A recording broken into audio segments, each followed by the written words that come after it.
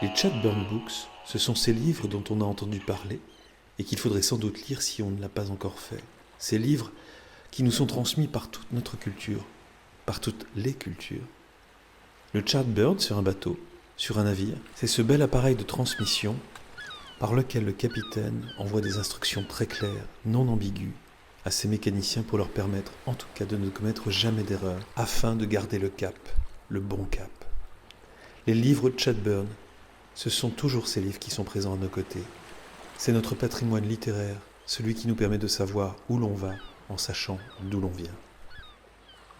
Pendant ses 44 mois au gouvernement du Front populaire, Jean Zay a institué au titre de l'éducation nationale les 3 degrés d'enseignement, l'unification des programmes, la prolongation de l'obligation scolaire à 14 ans, les classes d'orientation, les activités dirigées, les enseignements interdisciplinaires, la reconnaissance de l'apprentissage, le sport à l'école, les œuvres universitaires et au titre des beaux-arts, le CNRS, le Musée national des arts et des traditions populaires, le Musée d'art moderne, la réunion des théâtres lyriques nationaux, le Festival de Cannes. Le 2 septembre 1939, Jean Zay rejoint l'armée française, mais il sera arrêté quelques mois plus tard. Depuis sa cellule, il adressera à sa famille plusieurs courriers, plusieurs lettres. Le Chatburn Book d'aujourd'hui est une de ces lettres, une lettre de Jean Zay qui nous est lue par la comédienne Isabelle Théphany. Lundi 7 octobre 1940. Mon amour bien-aimé, mon cher petit papa, depuis vendredi soir, je vis d'une vie irréelle, imaginaire, qui me paraît sans rapport avec ce qui vient d'arriver. La décision du tribunal est telle, à ce point en dehors de la réalité, qu'elle ne me paraît avoir aucun lien avec les événements, avec ce qui m'est arrivé depuis juin. J'éprouve le sentiment qu'elle ne me concerne pas, que je suis en dehors d'elle, que je ne puis en aucune manière être intéressé par elle. J'ai tout mon cerveau, je ne déraisonne pas. La détente nerveuse me laisse un peu las, un peu abruti, mais ma santé ne fléchit pas. Mais il m'est impossible de considérer que la décision du 4 octobre puisse être liée au fait qui m'était reproché.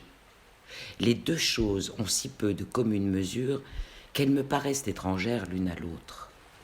Je participe à un événement du temps présent, et cet événement laisse intact mon honneur et mon espoir. Voilà les deux seuls faits dont je suis certain. Néanmoins, il me faut du temps pour mettre de l'ordre dans mon esprit, et c'est au fil de mes prochaines lettres que j'arriverai à vous conter cette audience, où tout fut à mon avantage, où tout dégagea ma bonne foi. Faites-moi un peu de crédit de temps.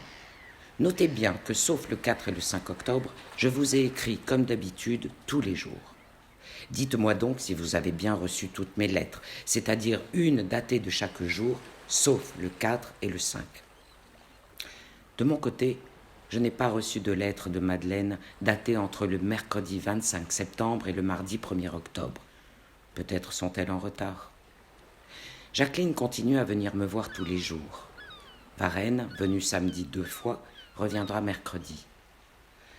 Pendant toute la durée nécessitée par mon pourvoi en cassation, 3 semaines peut-être, rien n'est changé à mon sort.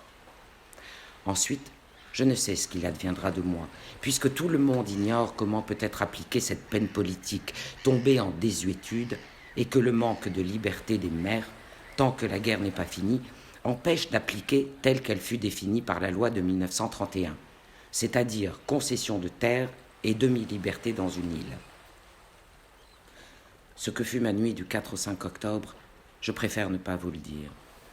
Mes deux pensées dominantes était que vous alliez apprendre la nouvelle brutalement par radio et de savoir ce que vous alliez devenir sans moi. Je suis un peu apaisé sur ces 2 points. D'une part parce que j'ai reçu votre télégramme me disant votre courage, et d'autre part parce que je sais que 100 amis dévoués pourvoiront à tout pour vous quand vous serez rentrés.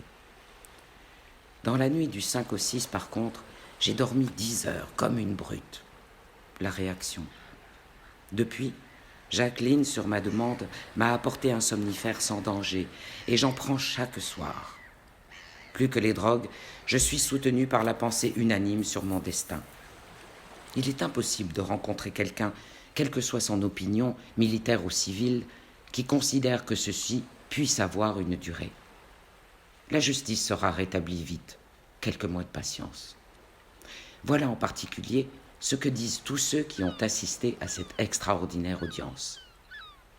Je me rappelle le mot de Napoléon III, alors prétendant, condamné à la déportation à perpétuité dans une enceinte fortifiée, ce qui est pire encore, et disant en arrivant à son gardien du fort de Ham, « Combien de temps cela dure-t-il ici, la perpétuité ? Votre seule préoccupation doit être de garder votre entière confiance et de conserver l'absolue certitude que nous nous reverrons bientôt. N'ayez aucune inquiétude pour moi, je tiendrai bon à tout point de vue, je vous attendrai, attendez-moi.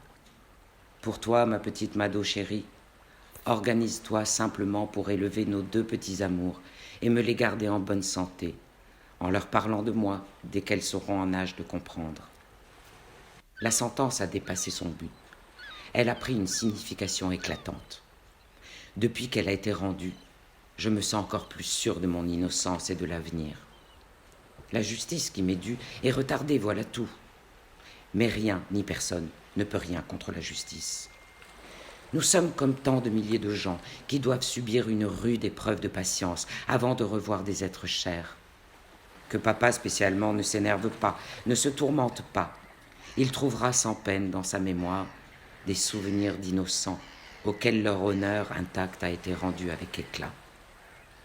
Pour moi, je me montrerai digne de mon destin et de la fermeté d'âme qu'il m'impose. Je songe seulement à vous.